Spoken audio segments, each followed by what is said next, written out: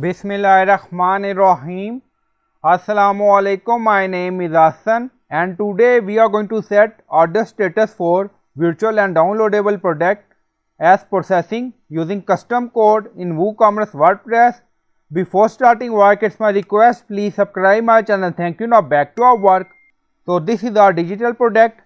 Now go to edit product and then you see our product data virtual and downloadable. Both option enable. Back to shop page.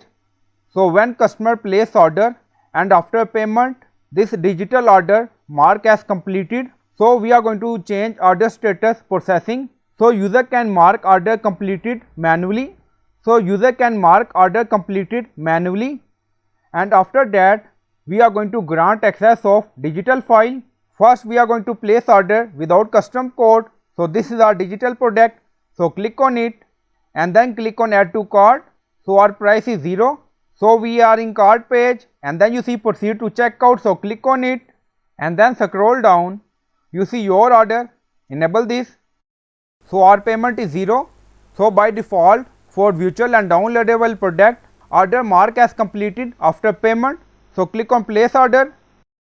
Now you see order received. Go to WooCommerce order section. Now refresh the page.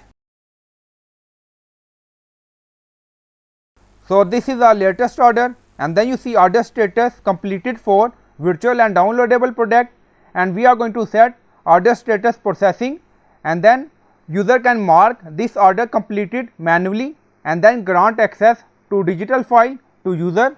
On left side you see settings, so click on it. Now setting open and then you see product tab, so click on it and then you see downloadable product, so click on it and then scroll down. You see option grant access to downloadable product after payment. Disable this option and then click on save changes. So after that we are going to add custom code. Now setting saved. On left side you see plugin, so click on add new plugin. Then in search plugin write wpcode. So this is plugin wpcode. Insert header and footer we will use. So you will install this plugin and activate it, and after activation on left side you see code snippet and then you see add snippet, so click on it.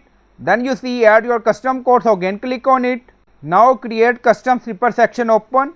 Scroll down, you can add title and then you see code preview.